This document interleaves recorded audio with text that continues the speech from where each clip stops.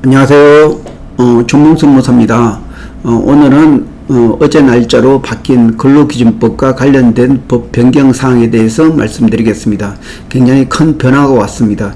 2021년 4월 29일 국회 본회의를 통과한 주요 법에 대해서 설명드리겠습니다.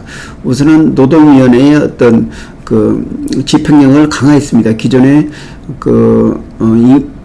이행 강제금이 1회 강제금이 2천만 원이었는데 이게 3천만 원으로 늘었습니다. 다시 말해서 노동위원회의 결정을 강화했다고 볼 수가 있습니다.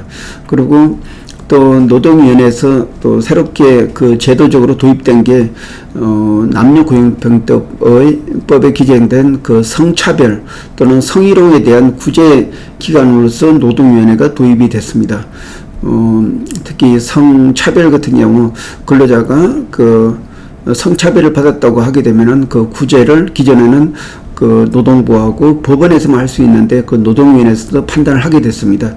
그래서 성차별이 되면은 그에 대해서 사업주가 따르지 않을 경우에는 1억 원 이내의 과태료를 처하도록 되어 있습니다.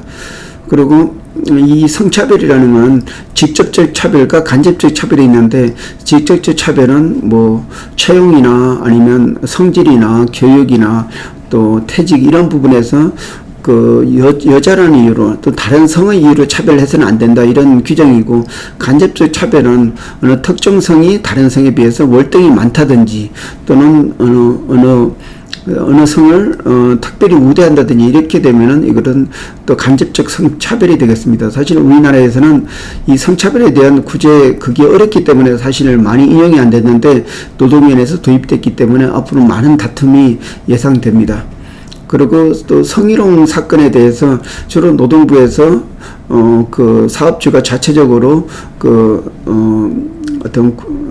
판단을 하고 그에 대해서 어떤 구제나 아니면 또 징계나 아니면 필요한 조치를 하지 않으면 처벌을 할 수가 있었는데, 그런 성차별에 대해서 직접 노동위원회에서 성희롱에 대해서 노동위원회에 구제 신청을 한다든지 아니면 사업주의 어떤 처리 내용에 대해서 불만이 있을 경우에는 노동위원회에 대해서 성희롱에 대해서 구제 신청을 할 수가 있습니다. 또 마찬가지로 사업주가 노동위원회에서 확정된 내용에 대해서 따르지 않으면 1억 원 이내의 과태료를 지급해야 됩니다. 그리고 남녀고용평등법에서 굉장히 중요한 부분이 변경됐는데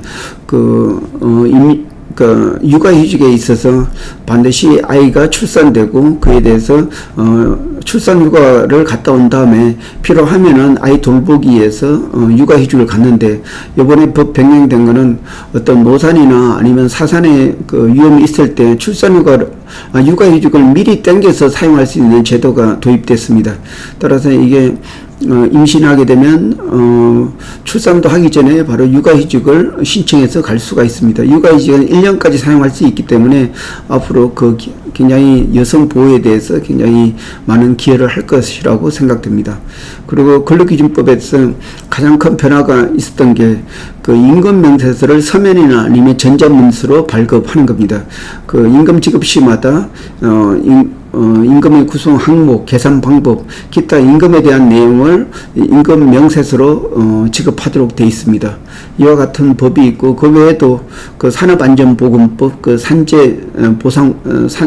산업재해보상보험법에 대해서 여러 부분이 변경됐는데, 이 부분에 대해서는 서면으로 해서 유튜브, 특히 페이스북이나 기타 자료에 올리도록 하겠습니다. 예, 이상입니다. 고맙습니다.